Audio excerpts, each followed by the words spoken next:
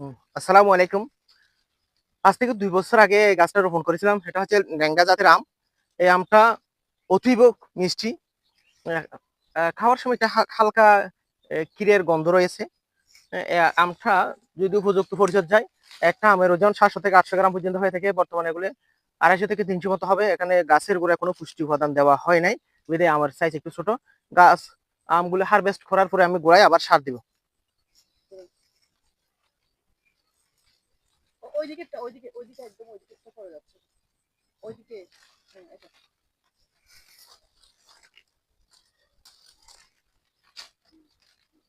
কৃষকের মুখে হাসি রাখতে হয়। দেখেন, এটার ওজন হইতে পারে ৩০০ গ্রাম মতো হইতে পারে। কিন্তু আপনি দেখে পরিষ্কার গুলি দেখে নিছি। আমার পরিবারের আম নেওয়ার ধরনটা অন্যরকম। যেগুলো পরিষ্কার এগুলি বেছে নিবে। হ্যাঁ? কিছু মানুষ যেগুলো বাইরে দাগ আসছে বা কোষায় আ ময়লা পড়ছে এগুলি বেছে নেয়। কিন্তু আমার পরিবার নিবে কোনটা একদম যেটা পরিষ্কার থাকে সেটাই বেছে নিবে।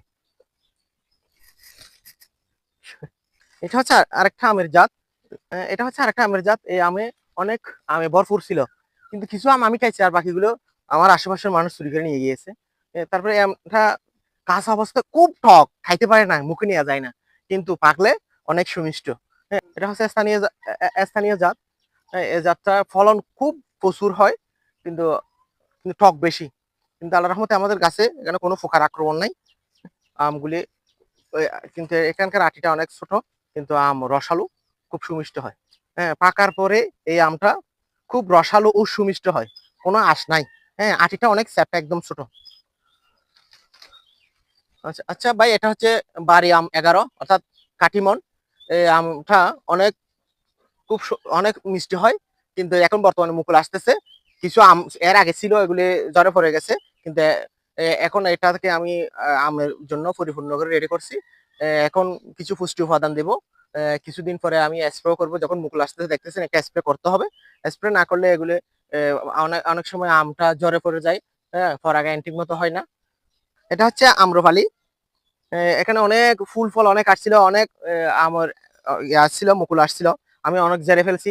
ঝরার পরেও কিছু রেখে দিয়েছি, গাছটা ছোট তাই। এখানে গাছটা যাতে হেলে না পড়ে আমি একটা কুঠি দিয়ে লাগিয়ে দিয়েছি, যাতে হেলে না পড়ে। অনেক সময় আম্রফলের গোড়াতে হেলে পড়ে না পড়ার জন্য একটা কুঠি দিয়ে বেঁধে দিলে গাছটা শক্ত থাকে। আম্রফলি অনেক সুমিষ্ট, কাঁচা অবস্থা একটু টক, তবে পাকলে অনেক সুমিষ্ট হয়। ধন্যবাদ।